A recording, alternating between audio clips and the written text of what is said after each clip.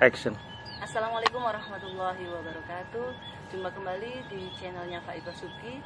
Alhamdulillah, bagaimana kabarnya semuanya para subscriberwan, subscriberwati? Semoga sehat semuanya, kuat, bahagia dunia akhirat, Allahumma amin. Edisi spesial kali ini sungguh luar biasa. Saya dapat menghadirkan sosok inspirator saya, idola saya dari kecil. Siapa beliau? Beliau adalah Bapak Bupati Cilacap, Bapak Bupati paling keren, paling ganteng di Indonesia. Wes di Alem, jelas ya, karena Bupati kita sendiri harus di Alem. Apa kabar Bapak Tato? Sehat? Oh baik, sehat, walafiat. Sekarang lagi sibuk apa lagi ini kegiatannya? Sekarang sibuk pertama bagaimana melawan pandemi COVID-19. Itu yang khusus. Yang kedua, bagaimana Cilacap ini dikepung banjir 11 kecamatan yang secara tiba-tiba itu juga mengejutkan semua warga Kabupaten Cilacap. Yang ketiga, pasca itu jelas harus pemulihan, pertama ekonomi, kesehatan, juga jangan lupa pendidikan, kebudayaan. Karena masalah COVID ini kan masalah kesehatan, tapi dampaknya ini kepada masalah ekonomi. Semua hampir terganggu, dari mulai perdagangan terganggu, kebudayaan terganggu, juga keagamaan terganggu. Yang sangat dampaknya adalah bagaimana anak-anak sekolah ini juga terganggu. Yang sekarang pemerintah ini, khususnya pemerintah Kabupaten Cilacap ini harus giat perang melawan COVID dan harus menang. Kita doakan bersama, mudah-mudahan Bapak Bupati kita selalu sehat dengan berbagai aktivitas kegiatan yang full luar biasa. Mudah-mudahan beliau diberi kekuatan dan kesehatan. Allahumma amin. Bapak Tato, saya yakin semua warga Cilacap mengenal Bapak Tato, tapi bagaimana mengenal lebih dekat tidak semuanya mungkin tahu. Nah, di edisi kali ini saya ingin mengajak semuanya yang melihat YouTube-nya saya ingin tahu bagaimana Bapak Tato di masa kecil, kemudian di masa remaja, kemudian bagaimana beliau berbisnis, dan kemudian sampai meniti karir di politik. Ceritakan mungkin Bapak Tato gimana? Jadi banyak sih, mbah, ibu, bapak, paman, tua, itu menceritakan masa kecil saya, waktu saya masih kecil meninggal. Di Pampuan Boke itu bahwa anak ini tidak meninggal, masih hidup.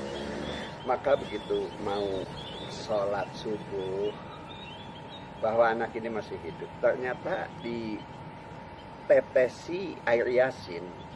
Karena dulu kan tahun 57 itu tidak ada dokter, adanya orang berdoa, baca yasin, Al-Quran dibaca. Nah, tetesan itulah yang saya jadi hidup. Saya bisa berjalan umur 5 tahun. 5 tahun berjalan. Bisa ngomong saya 6 tahun. Dan saya tidak tumbuh rambut seperti ini. Tapi atas kesabaran dari Boke, saya nyebut ibu saya itu Boke. Dia tuh sangat telaten sekali melawat itu tidak ada. Maka saya orang yang paling takdim kepada Boke ibunda, karena dia sebenarnya orang yang buta huruf, tapi dia pandai baca Quran, sholatnya, doanya tidak pernah lepas. Itu yang jarang ya anak-anak sekarang, termasuk anak-anak saya, termasuk masyarakat. Jadi saya ya kadang begini, berpikir, melamun, menangis. Seorang ibu yang buta huruf, seorang ayah yang hanya kelas 4 SD, dia bekerja, tapi tidak lupa berdoa. Lah ini yang jadi kolaborasi antara bekerja dan berdoa. Seorang ibu buta huruf, ayah kelas 4 SD itu bisa melahirkan kakak saya, Haji Maslahah, Kiai Imam Subki, konglomerat di Majenah. Itu lahirlah seperti itu. Bisa lahir saya anak kedua, Tato Suwarto Pamuji, jadi pengusaha, jadi bupati, dan sampai hari ini. Lah ini adik saya almarhum yang belum lama meninggal, itu anggota DPR. Pertanyaannya saya pada cucu seperti Faik ini, bisakah kita, kamu dan suami, generasi yang diturunkan itu bisa melahirkan anak seperti Mboke dan Mbah Kakung itu, melahirkan seperti emak, Abah Suki, saya, dan Teddy dan Helmi, itu bisa enggak? Nah, what the something wrong? Apa yang terjadi kesalahan? Nah, padahal gizi lebih baik, kehidupan lebih baik, fasilitas iya, lebih baik, sekolah semuanya lebih baik, lebih sehat, lebih ini. Ternyata satu hal, manjada wajada, dalam berdoa dia sungguh-sungguh, dalam bekerja sungguh-sungguh, dalam apapun dia bersungguh-sungguh, tidak pernah setengah-setengah. Lah inilah kata sukses dari orang tua saya yang namanya Hajah Mustaqimah dan Haji Abdul Muhyi, itu kata suksesnya manjada wajada. Ini kata. Jadi dalam bisnis ini, dalam bisnis itu hanya perlu kata yang nama membangun komitmen. Itu yang sering diajarkan. Komitmen apa sih menurut kamu? Komitmen adalah dia memiliki satu tujuan, dia terus fokus ke dalam tujuan itu. Iya. Terus kedua, harus mempunyai kata konsisten. Konsisten apa? Kalau konsisten berarti ketika ada janji, dia juga harus berdapati seperti itu. Iya, itulah Jadi berdagang. menimbulkan trust nanti untuk para pelaku. Iya, betul sekali. Ini. Yang ketiga adalah persisten. Dilakukan terus-menerus. Nah, yang keempat yang jarang. Karena hanya pandai berteori, tapi no kompetensi, yaitu action. Nah, orang-orang bisnis yang dilakukan oleh Mbah Kakung, Haji Abdul Muhyi dan Mbah Haji Mustaqimah, dan Abah Imam Subki dan emak saya, itu dulu membangun komitmen, konsisten, persisten, action. Ini yang mereka lakukan. Tapi ada yang tidak tahu dalam dunia bisnis itu apa sih? Dalam dunia bisnis itu yang diajarkan oleh ayahanda saya, mungkin kamu belum di ini, tapi saya karena anak laki-laki yang pertama. Kamu pertama ya. Kalau waktu itu saya mau nikah.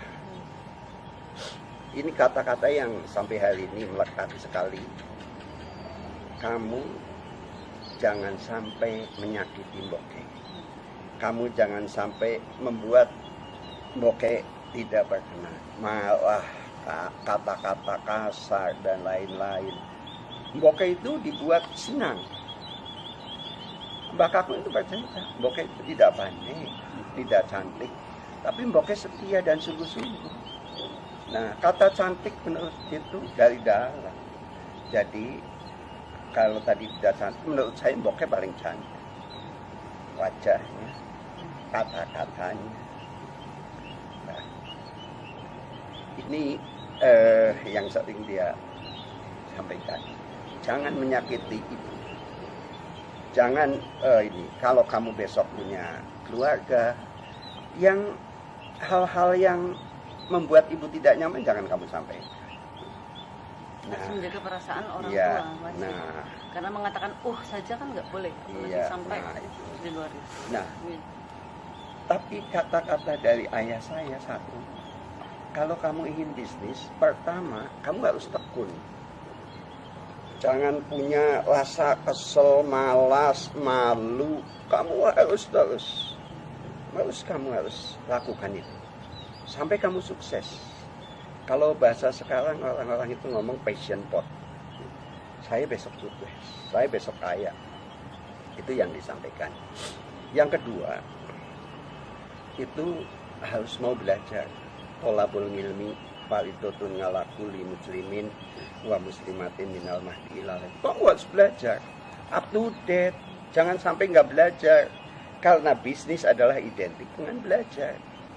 Tapi ada yang lebih penting, yang namanya attachment, silaturahmi. Membuat jaringan. Iya. Nah itu yang berngiang di telinga saya sehingga untuk pedoman dalam hidup saya.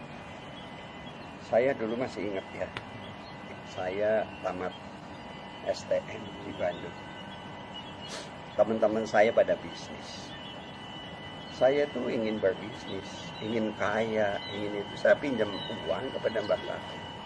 Pak, kulo pinjam arto untuk bisnis.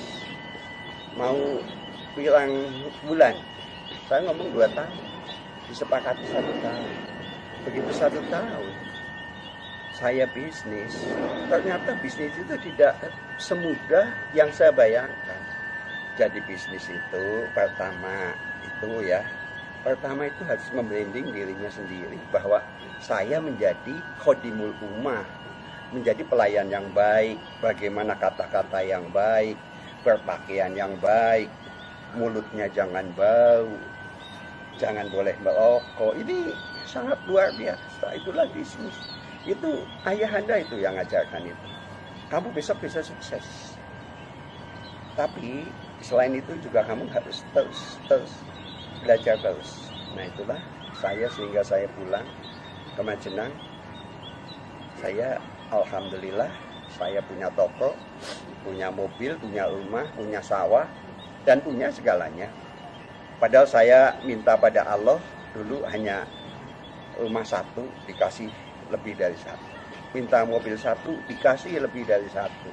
Minta jabatan wakil jadi bupati lagi. Itu apa? Ya itulah Allah. Nah inilah cobaan yang selama ini saya belum bersyukur saya. Nah saat ini saya mau bersyukur. Maka saya waktu kemarin jadi pejabat itu, pertama saya membuat ikon Bangga Bangun Desa. Karena apa? Di desa itulah di sana tertinggal, pendidikan tertinggal, kesehatan tertinggal, ekonomi tertinggal, lingkungan sosial dan budaya. Ini yang terus kita gali. Nah, ini dengan itu saya membuat leader kelas, ngambil anak-anak terbaik, SD terbaik, tiap kecamatan 1, SMP terbaik, disekolahkan. Tapi akhirnya ada peraturan pemerintah yang SMA diambil. Oleh itu maka sekarang saya ngambil anak-anak yang miskin, hafid-hafidoh. Ini udah disekolahkan di kedokteran. Kita ambil. Siapa udah sih? Karena saya tidak pandai baca Quran, tapi saya mencintai, senang pada orang-orang yang baca Quran. Ternyata doa-doa itulah yang sampai hari ini. Dulu yang saya masih ingat itu Bapak Tato bisa menguasai pasar dengan pesaing-pesaing yang banyak, dari mulai terata kemudian elektronik. Kiat untuk bisa menguasai dan bisa lebih unggul dari pesaing gimana Bapak? Pertama, kita itu termotivasi oleh teman-teman. Kenapa teman-teman pada maju ya? Dulu waktu pertama saya buka toko yang lain udah maju.